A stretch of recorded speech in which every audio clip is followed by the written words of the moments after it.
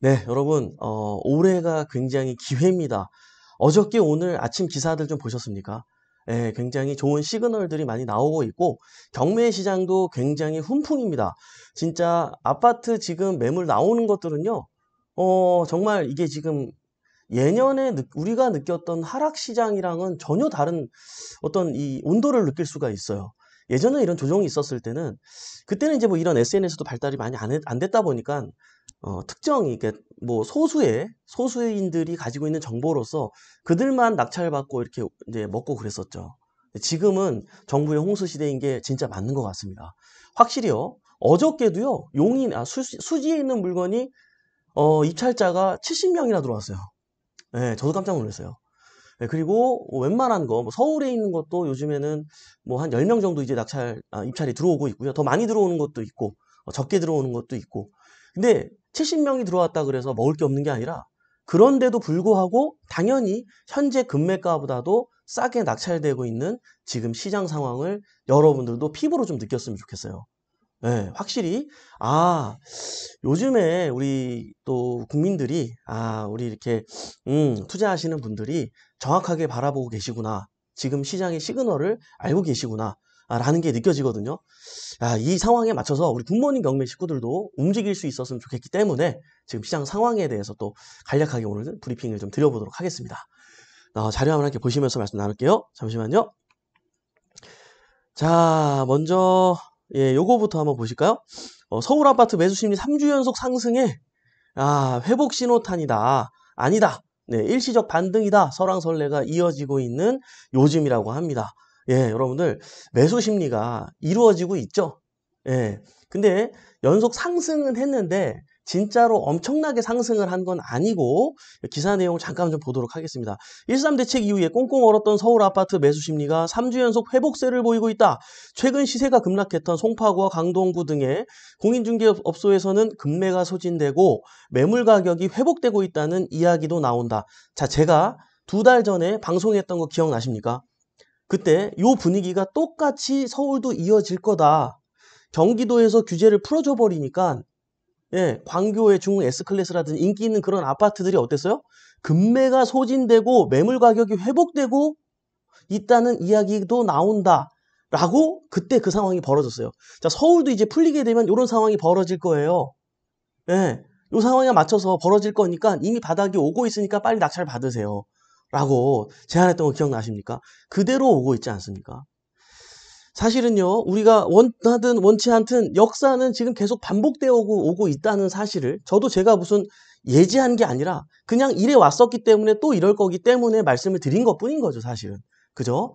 시장 상황을 우리가 함께 이해할 필요가 있어요. 부동산 시장이 회복세에 들어서는 것인지 일시적 반등인지에 대해서는 전문가들 사이에서도 의견이 달린다. 뭐 그럴 수 있겠죠? 네. 이게 26일 한국부동산원에 따르면 1월 셋째 주 서울 아파트 매매 수급 지수는 65.8을 기록해 전주 64.8보다 1포인트 상승했다. 예, 서울 대부분 지역의 규제를 푸는 13 대책이 나온 시점인 1월 첫째 주부터 3주 연속 반등한 것이다. 예, 매매 수급 지수는 매수 심리를 반영하는 지수로 기준선인 100보다 낮으면 시장에 집을 사려는 사람보다 팔려는 사람이 많다는 의미다. 굉장히 중요하죠. 이게 이제 그 물가 지수하고 CPI 지수하고 굉장히 비등하게 그때 시장 상황, 그리고 금리가 더 올라갈 것인가 아닌가의 분위기에 따른 어떤 시장 상황을 반영하면서, 또 규제의 상황 이런 것들을 반영하면서 이 사람들의 심리가 이렇게 움직이고 있는 거거든요. 이제는 금리 더 안 올릴 것 같은데, 이제는 조금 기다리면은 떨어질 날만 남은 것 같은데, 이런 것도 좀 마음에 작용이 되고, 규제들도 취등록세에다, 2주택까지는 대출이 나오네? 서울도 규제 지역 풀리면서 사도 되겠는데? 이런 심리들이 반영되면서, 이번에 나도 그럼 갈아타야 되겠는데? 예, 이런 심리가 막 반영해지면서, 이런 지수도 지금 변하고 있다는 거예요. 실제로. 예전에 100이었는데요. 100에서 35주 연속 쭉쭉쭉 떨어졌었어요. 쭉쭉쭉 떨어지다가 이게 60 이게 3이었나? 4였나요? 예, 62였나? 거기까지 쭉 떨어졌어요. 그러다가 작년 12월 말쯤에 1% 올랐고요. 또 1% 오르고 지금 계속 이게 세 번째인가 지금 1%씩 오른 게 벌써 세 번째예요. 예. 이 주마다 발표하고 있거든요. 여러분, 이게 굉장히 중요한 지수예요. 지금 내가 어물쩡거리는 사이에 이게 바닥을 찍고 올라오고 있구나. 근데 자, 이 얘기가 무슨 말이냐면 그럼 모든 부동산 매물이 주택 매물이 아, 이제는 바닥을 경험했고 다 올라가는 상황이구나 라고 바라보면 안 되고 이 와중에 그동안 갖고 싶었던 거, 좋은 입지에 있었던 것들이 조금 움직이는 거지 전체적으로 모든 부동산이 움직이고 있는 거는 아니라는 사실을 기억하셔야 된다는 거죠. 그러면은 아, 이제부터는 매매하고자 하는 지수가 자꾸 이렇게 오르는 상황으로 봤을 때는 오를 일만 남았네? 그건 또 아니에요. 입지 좋은 건 계속 오를 일만 남았네? 그건 또 아니라는 얘기죠.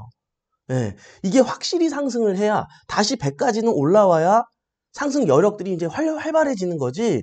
그 전까지는 어떤 기대치가 있는 거지. 실제로 우리가 피부로 느낄 정도의 어떤 이 상승 효과는 보기는 어려운 상태라고 우리가 파악을 할 수 있어야 됩니다.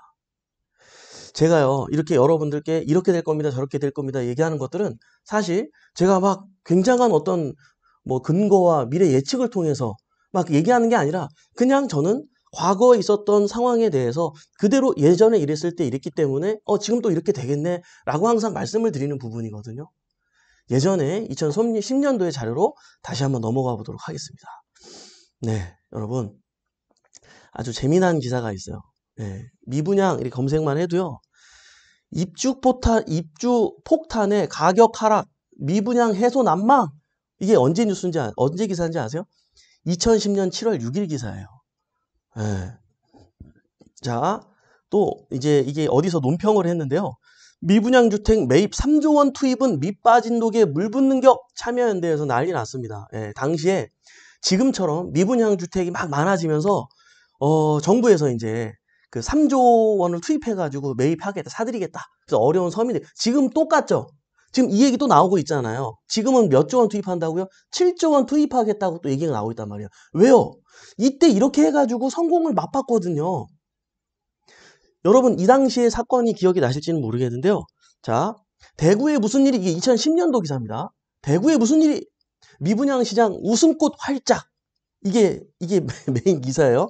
대구에 무슨 일이 예, 정부 지방 미분양 주택 양도세 감면 시한 연장 양도세 중과를 지금 폐지했잖아요. 근데 지금 양도세 수준이 아니라 이 양도세 수준에서도 감면을 한다니까요. 감면을 해주는 정책이 나왔다니까요. 시장이 계속 이렇게 움직이지 않으면 이런 정책이 또 나올 수밖에 없다는 사실도 여러분 기억하고 있어야 돼요. 자, 대구 주변보다 저렴한 400만 원대 미분양 눈길. 네. 400만 원대 미분양. 야, 여기 굉장히 중요해요. 여기서 별표 5개. 꼬리, 돼지꼬리 땡땡. 왜?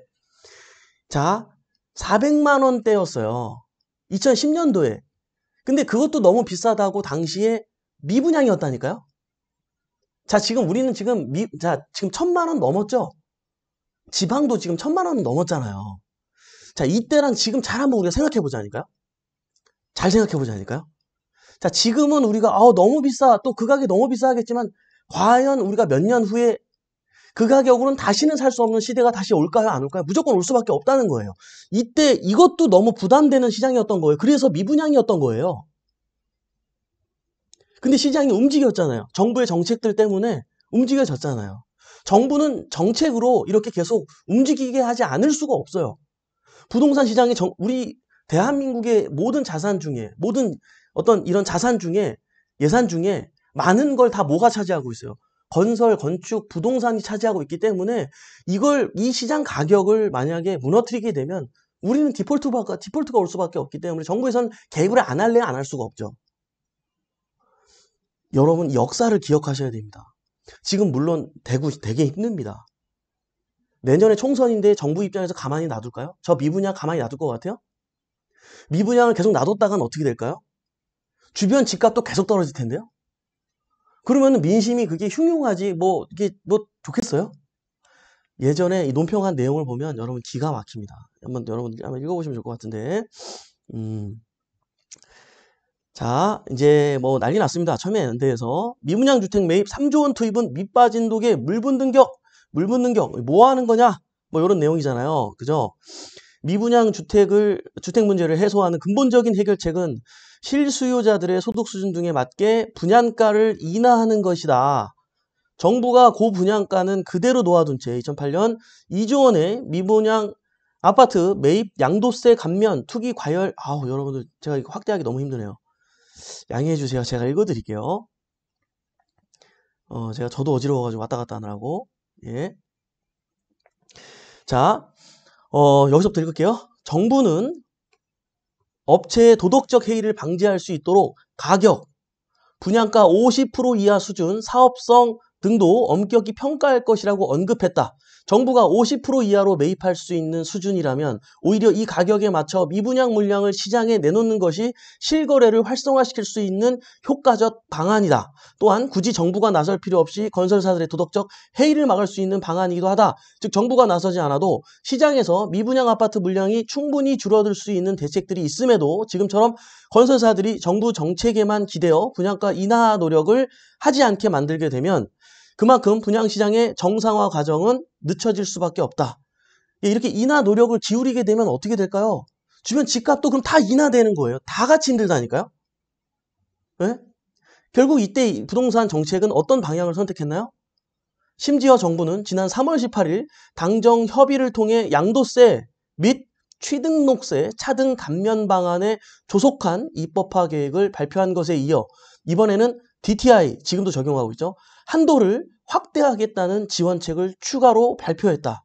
자, 우리도 이제는 이 시장 상황이 계속 지속되게 된다면 DTI 건드릴 수밖에 없습니다. 이미 1가구 1주택 실거주자는 양도소득세 비과세 되고 있다.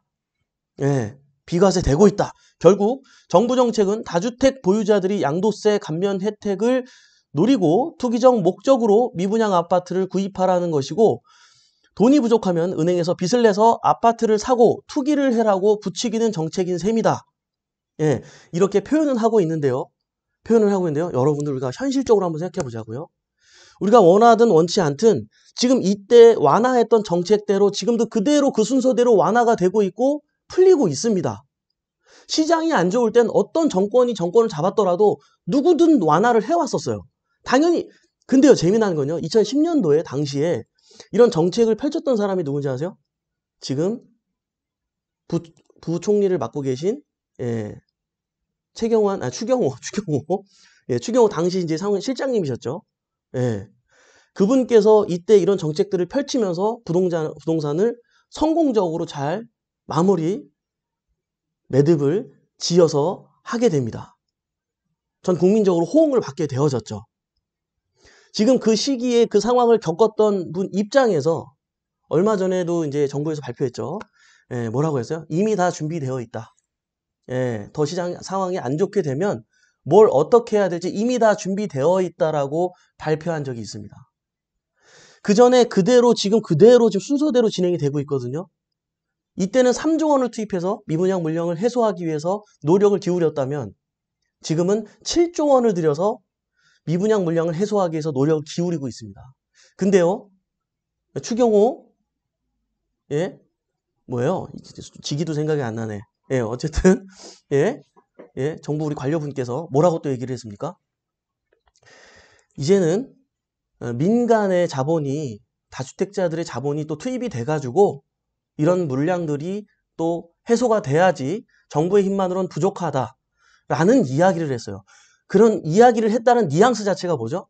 다주택자들이 매입할 수 있는 조건을 또 만들어주게 될 거예요. 예전처럼 또 많은 것들이 완화가 오고 여러 개를 매입하더라도 지금 서울에 있는 거 2개까지 사더라도 대출이 나오는 거 아시죠? 예전에는요, 저희가 부동산 경매 한참 우리 배포 옥션이 오픈할 때가 2017년도, 18년도였나요? 그때였는데요. 그때 뭐 10개를 사도 10개가 70% 대출 나왔어요. 이미 그 전부터 풀려있던 것이 그때 계속 지속되어 온 거였죠.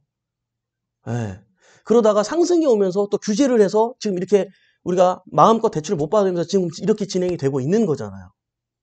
원든 원치 않든 정부의 방향은 이런 상황대로 그대로 또 흘러갈 거예요. 그럼 이 상황에 맞춰서 우리가 매일까 말 건 매입을 해야 된다는 거죠. 자, 또 어디까지 했죠? 부추기는 정책인 셈이다. 또 이는 실수요자의 시장 참여를 통한 부동산 시장 정상화라는 정답과는 한참 거리가 먼 정책으로 몇 년째 실패와 부작용을 반복하고 있는 정책을 또다시 재탕하는 정부의 조치에 크게 실망하지 않을 수 없다. 이미 가계부채가 감당하기 어려울 정도로 늘어나 있는 상황인데 다시 가계로 하여금 빚을 내서 고분양가의 미분양 주택을 사라는 것은 금리 인상 등의 출구 전략이 시작될 경우 자칫 가계부실로 인한 제2의 금융위기를 초래할 수 있는 매우 위험한 정책이다. 네, 라고 얘기를 했어요. 자, 그럼 이 말을 들었던 여권, 여권이라고 하면 안 되죠. 이제 민주당 쪽, 예, 그쪽에 많이 계신 분들은 이 이야기를 믿고 또 그 당시에도 매입을 안 했단 말이에요. 또 그 이때 이제 누구예요? 그 이제 유명하신 분 있어요. 이름도 생각이 안 나네. 베스트셀러 책 있잖아요, 그분. 잊을만 하면 그 유명하신 통락농자분 얘기 나오잖아요. 예. 자, 게다가 우리의 주택담보대출제도에 주종은 3, 5년 거치 기간 동안은 이자만 내다가 거치 기간 후 한꺼번에 원금을 갚아야 하는 것인데 집값이 하락하거나 정부 금융정책의 변화로 금융기관이 시중유동성을 회수하기 시작하면 가계, 흑자 도산 등 사회적 파산을 확대하게 하는 매우 위험한 대출 방식이어서 미국이나 유럽은 1930년대 대공황 이후에는 사실상 금지되어 온 제도이다. 정부가 건설사 지원을 위해 투입하겠다고 하는 3조 원의 자금은 오히려 이러한 위험한 대출을 30년 이상의 장기간 동안 원금과 이자를 나누어 갚는 장기 모기지론으로 전환하도록 지원하는데 사용하는 것이 올바른 해법일 것이다. 뭐 이런 여러 가지 나름대로의 방향성 같은 것도 제안을 했는데요. 자, 중요한 건 이랬든 저랬든 이 당시에 이럼에도 불구하고 용기 있게 부동산을 매입하셨던 분들은 이럼에도 불구하고 이렇게 위험할 거다. 이렇게 고금리가 오게 되면 가계부채 때문에 어떻게 할 거냐. 제2의 금융위기까지 초래할 것이다. 위험하다. 이러면 안 된다. 국민 여러분 제발 정신 차리세요. 큰일 납니다. 사면 안 됩니다. 이 이야기를 들었던 분들은 지금 계속 힘듭니다. 이런 시기에 이런 상황에 용기 있게 부동산을 매입하고 대출을 적극 활용했던 사람들은 부를 창출했다는 거죠. 평당 400만 원일 때에도 비싸다고 안 사던 시절이었어요. 지금 평당 얼마예요? 그죠? 시장은 반복되고 있습니다. 여러분 그래프를 한번 보자고요. KB에서 발표한 자료고요. 전국 및 서울 매매가격 지수였어요. 이게 86년도부터 21년도 6월까지의 자료가 이렇게 나와 있는데요. 이게 이제 각 지역별 그래프입니다. 보라색은 이제 서울을 가리키고 있고요. 검은색은 부산을, 대구가 이제 청색을 가리키고 있고, 이때 10년도, 11년도 대구 그래프 보이세요? 여기 이게 지금 맨 바닥에 있는 거, 제가 지금 마우스 보이는 거 있죠? 11년도, 2011년도거든요. 대구 그래프. 이때 뭐였어요? 10년도에 미분양 물량을 해소하기 위해서 다주택자들이 살 수 있는 여건에 맞춘 규제 완화가 진행이 되고요. 또 어땠어요? 정부에서 3조 원을 투입해가지고 또 사들였고, 그러면서 미분양이 되었던 물건들이 전부 소진이 되면서 주택가격이 폭등하게 됩니다. 그러면서 대구가 이때 상승률을 보이세요? 네, 맨 밑에 바닥에 있다가 2011년도부터 16년도까지 쭉쭉쭉쭉쭉쭉 상승합니다. 이게 무려 몇 퍼센트 상승한지 아세요? 70% 상승했어요. 자, 미분양이 많은 지역은 미분양이 해소가 되면 상승을 합니다. 여러분, 내년이 총선이에요. 정부 입장에서도 준비를 안 할래야 안 할 수가 없죠. 예. 여러분은 시장 상황을 어떻게 판단하십니까? 자, 이렇게 대한민국은요. 자, 제가 마우스를 가리키고 있는 이 시대에 조정이 있었고요. 이 시대에도 조정이 있었고 2번. 여기도 살짝 조정이 있었네요. 3번. 요때 4번. 또 요때 5번. 요때 6번. 지금 이제 7번째네. 자, 7번째 조정이 있었어요. 제 마우스로 지금 따라오셨죠? 7번째 조정이 일어났는데 그 조정이 있을 때마다 항상 뭐가 있었어요? 규제 완화가 있었어요. 규제가 완화가 있었어요. 그리고 나서 규제 완화를 통해서 시장이 좋아지고 또 상승하게 되면 규제를 하기 시작했어요. 이거는 계속 우리가 살아온 역사 동안 계속 반복을 해왔다는 사실을 다시 한번 기억하시고요. 자, 그럼 이 꼴로 이제는 7번에 이제 뭐가 있다는 얘기예요, 그러면. 바꿔서 얘기하면 우리는 7번의 기회가 있었다는 얘기잖아요. 자, 규제 완화가 있는 동안에는 부동산 시장이 안 좋기 때문에 있었던 거잖아요. 그러면 이코르 그건 뭐다?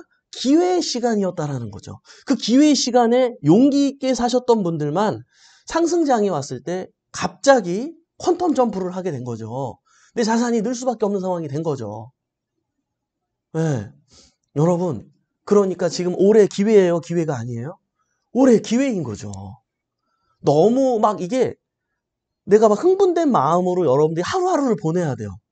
야, 내가 어떤 걸 주워야 되지? 이게 막 되게 기뻐야 돼요, 지금. 네. 여러분, 막 이게, 좋죠? 우리, 여러분들 신나죠? 지금 막 신나야 돼. 지금 이런 시장 상황이. 정부도 발맞춰서 지금 계속 정부에서 똑같은 시그널을 발표하고 있잖아요. 네, 발표하고 있잖아요.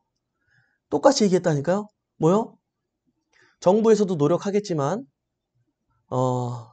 민간 시장에서 민간 자본이 투입이 돼서, 예, 일을 해줘야 된다. 그래야지 해소할 수 있다. 라고 얘기를 했어요. 지금 전국에 있는 미분양, 물량을 돈으로 환산하면 약 27조 원 정도가 된다고 합니다. 근데요, 제가 옛날에, 3주 전이었죠. KB에서 발표한 부자 보고서에 따르면 10억 이상 있는 자본가들을 부자로 명명했는데요. 그들이 지금 가지고 있는 자산이 몇 조냐면 2,447조 정도 갖고 있대요. 2,447조 정도를 갖고 있는데 거기에서 이 사람들이 살 수 있는 여력만 된다면 지금 사고 싶어 해요. 살 수 있는 여력이 안 되니까 못 사는 거예요. 네.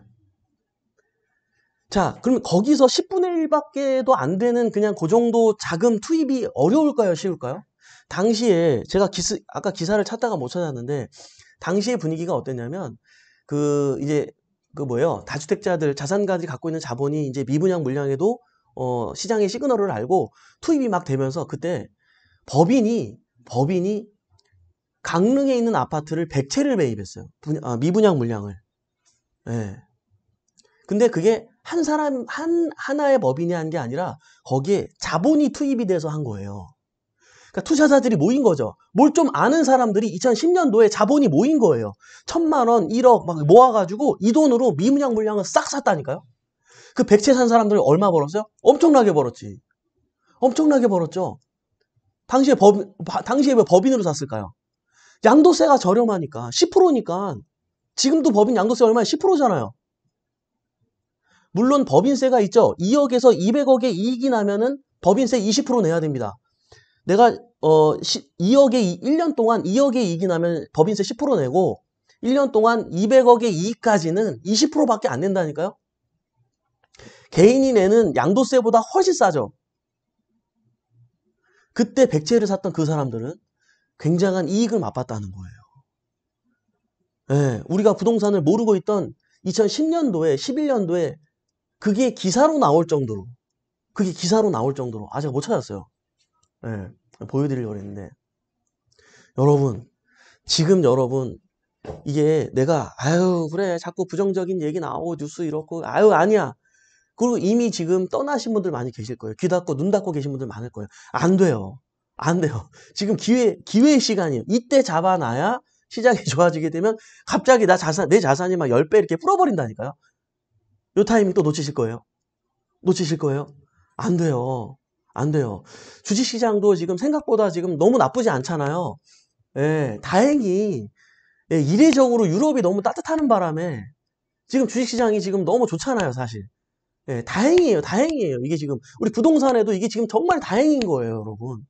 모든 게 지금 이 부동산 시장을 생각보다 너무 힘들지 않게 도와주고 있는 상황이다라고 지금 느껴지는데요. 여러분, 2월 2일 날 또 미국에서 연준에서 또 이제 금리에 대해서 발표가 날 겁니다. 그게 이제 어떻게 날지 모르겠는데요. 지금 FOMC 쪽도 그렇고 연준도 그렇고 주식 미국 쪽의 전문가들도 하나같이 이렇게 얘기를 하고 있습니다. 0.25% 한 번 정도 올리고 앞으로 올리기 어려울 것으로 보인다. 유로화의 강세, 미국 달러의 약세로 지금 진행이 되면서 여러 가지 시장 상황을 고려했을 때 0.25% 아마 2월 2일 날 살짝 올리고 그 이후에는 올릴 수 없을 것 같다. 이렇게 시그널이 나오고 있거든요. 여러분, 우리들도 지금 피부로 좀 느끼고 있잖아요. 이미 지금 정부에서 어떻게 하고 있어요? 은행 너희들 지금 가뜩이나 지금 나라 살림 힘들고 지금 국민들 힘든데 자꾸 기준금리 올린다고 이렇게 갑자기 너희들도 그냥 너희 다 먹으려고 이렇게 자꾸 시장금리 올릴 거야? 그러면 안 돼. 그래가지고 시장금리 눌렀잖아요, 지금. 근데 눌렀는데 은행이 어떻게 했어? 조금 눌렸잖아요. 0.01, 0.03 조금 봐줬단 말이야. 그 정부에서 알았어 몰랐어? 알았잖아요. 그래서 뭐라 그랬어? 일침을 놨잖아요. 똑바로 내려. 너네 뭐 하는 거야? 내리는 척만 할 거야? 똑바로 내려. 또 이랬단 말이에요. 예. 어쨌든 모든 정황이 이제 금리 같은 경우도 고점에 다 이르렀구나라는 시그널이 보여지고 있습니다. 보여지고 있고요. 정부 입장에서도 함께 움직여지고 있습니다. 우리끼리만 싸우고 있는 게 아니에요. 정부 입장에서도 우리 부동산의 가격이 떨어지는 걸 절대 원하고 있지 않아요. 우리나라가 망하면 안 되기 때문에.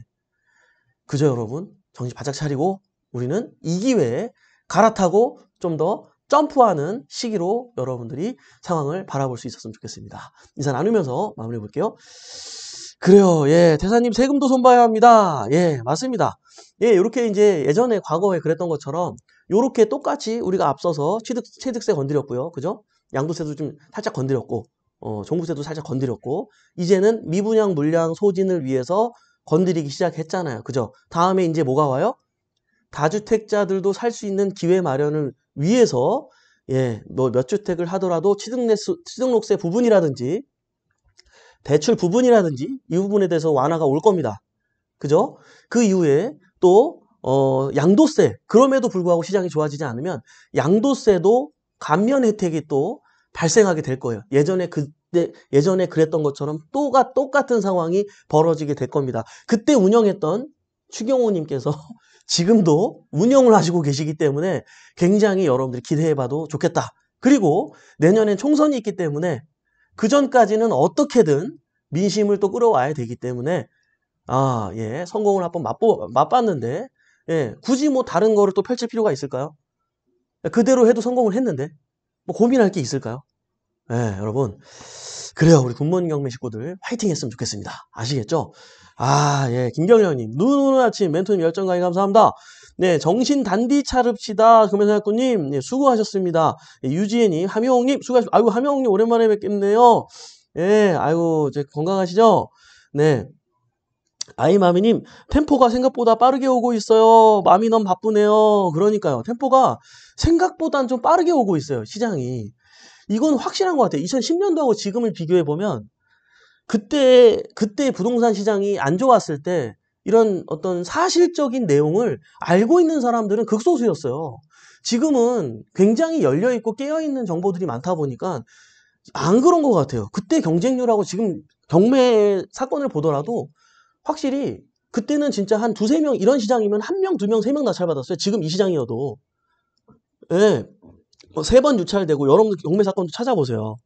되게 재밌어요. 지금은 두 번 유찰되면 이제 낙찰 받아요.